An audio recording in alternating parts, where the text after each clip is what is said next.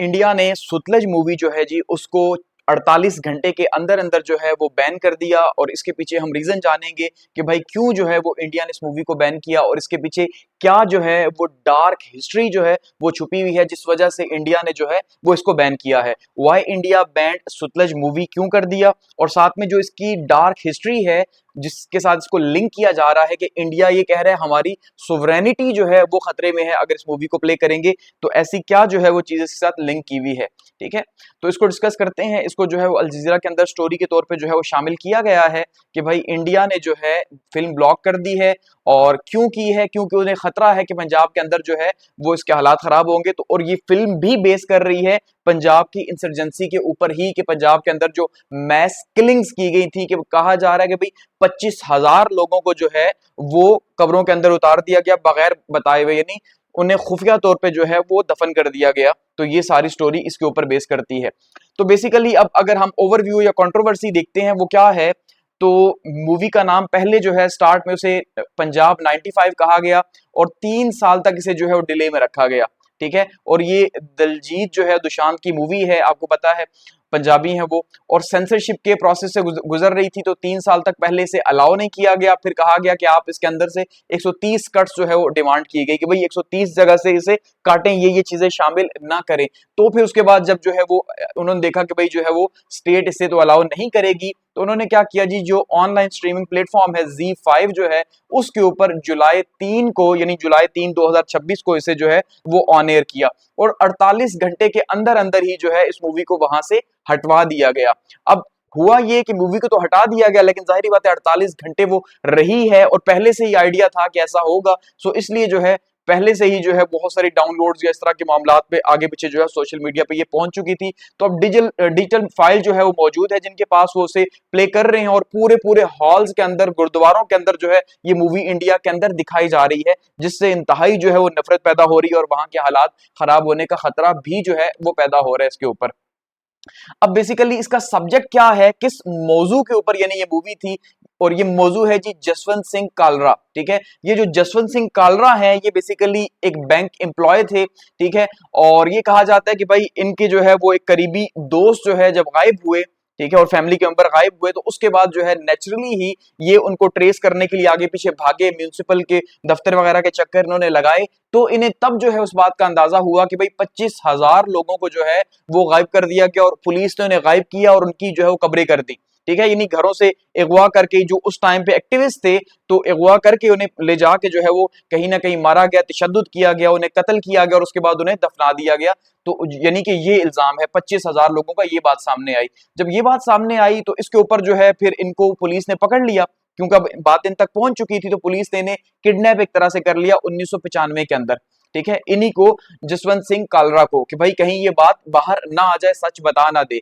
और उसके बाद फिर जो है जब इनकी बीवी सामने आई तो बीवी ने जो है वो पूरा जोर लगाया कि किसी तरह से अब मैं अपने शोहर को बाहर लेके आऊं जेल से। ठीक है, वहां पे टॉर्चर वगैरह इनके ऊपर किया गया और टॉर्चर करके इवन इनका मर्डर कर दिया गया जसवंत सिंह कालरा का, जेल के अंदर ही। तो फिर बीवी इंसाफ के लिए जब निकली तो बात सीबीआई तक पहुंची और 5 पुलिस वालों के ऊपर इल्जाम लगा और 5 पुलिस वाले आज भी जो है इंडिया की जेल के अंदर जो है वो कैद काट रहे हैं इसके कत्ल के इल्जाम के अंदर, कि इसको किडनैप किया गया कि भाई 25,000 लोगों का सच सामने ना आ जाए। उस 25,000 लोगों का सच छुपाने के लिए इसको भी जो है वो कत्ल कर दिया। और बीवी ने जब इंसाफ लिया तो फिर जो है बात सामने आई और 5 लोगों को पकड़ा गया। अब हिस्टोरिकल कॉन्टेक्स्ट जो है वो इसका क्या है कि भाई ये जो 25,000 लोग जिनकी जो है वो कब्रें की गई, जिन्हें घर से अगवा करके जो है वो उन्हें कत्ल किया गया और उन्हें जो है वो कब्रों के अंदर डाल दिया गया, तो ये क्या इसका हिस्टोरिकल कॉन्टेक्स्ट है, ब्लैक हिस्ट्री क्या है। तो बेसिकली कॉन्फ्लिक्ट जो है, ये जो मूवी बनी हुई है, ये मूवी 1980s और 1990s के जो 6 सेपरेटिस्ट मूवमेंट थी खालिस्तान की, जो बहुत फेमस मूवमेंट आपको पता है, तो इस मूवमेंट को जो है वो पोर्ट्रे करती है। बेसिकली खालिस्तान की मूवमेंट क्या थी कि भाई सिख ये कहते हैं कि हम इंडिया के साथ नहीं रहना चाहते, हमारा खालिस्तान का अलग से जो है वो एक वतन होना चाहिए, तो उसके लिए वो स्ट्रगल कर रहे हैं। ये बिल्कुल आप वैसे ही कह सकते हैं जैसे हमारा बलोचिस्तान है, तो वो कहते हैं भाई हमें आजाद बलोचिस्तान चाहिए, लेकिन हमारी फौज वहां पे जाके ऑपरेशन करती है या जो भी मामलात हैं। इसी तरह से खालिस्तान के अंदर भी जब ये नारा लगा 1980 के अंदर,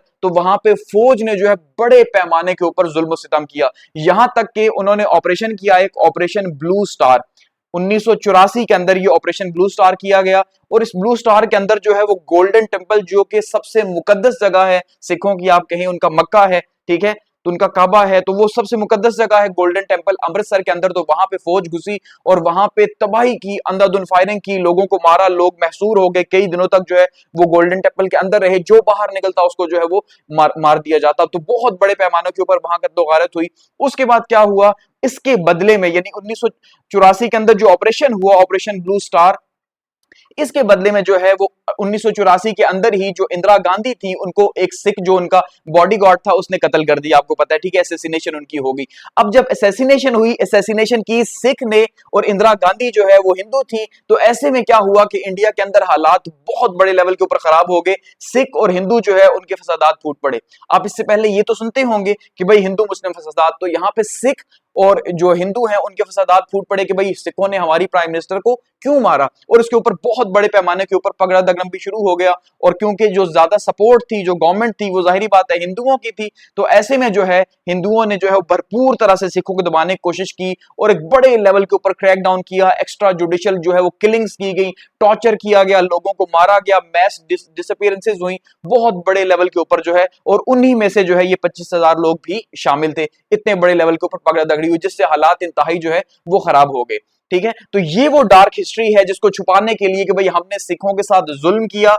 और 25,000 लोगों को कहना आसान है, समझ रहे हैं ना, तो 25,000 लोगों को आपने पकड़ के जो है वो मार के टॉर्चर करके उनको जो है वो आपने कब्रें उनकी कर दी बगैर उनके घर वालों को बताए हुए, और वो उन्हें मिसिंग पर्सन समझ रहे हैं, और ऊपर से जो बंदा इसकी इन्वेस्टिगेशन कर रहा है उसको भी आपने जेल के अंदर मार दिया। तो अल्टीमेटली इससे हालात तो खराब होंगे जब आप ये डार्क रियलिटी जो है वो दिखाएंगे। लेकिन अब सिख जो है वो उन्हें गुरुद्वारों के अंदर और बड़ी बड़ी जगहों पर जो है उन्होंने बड़ी बड़ी स्क्रीन लगा के दिखा रहे हैं, इस वजह से जो है वो इंडिया को इस बात का खतरा है। तो अब स्टेट नैरेटिव क्या है कि भाई रियासत का बयानिया ये है कि ये इंडिया की सुवरेनिटी जो है हाकमियत के खिलाफ है, इस वजह से हम इस मूवी को जो है वो बैन कर रहे हैं। और हिस्टोरिकल जो है जख्म है, ये माजी के यानी जख्म है, और आप हमारे साथ ही हैं, तो हमने जो भी हुआ गलत हुआ, तो गो कि अगर गलत हुआ तो उसको फिर पोर्ट्रे करें, लेकिन अल्टीमेटली वो फिर उनकी नेशनल सिक्योरिटी के मामलात हैं। तो मोदी गवर्नमेंट जो हिंदू गवर्नमेंट है वो कभी भी इस बात का इल्जाम नहीं लेगी कि उस टाइम पे हिंदुओं ने क्या किया सिखों के साथ, और उसके नतीजे के तौर पे आज उनके हालात मजीद जो है वो खराब हो जाएं, इसलिए जो है वो इसको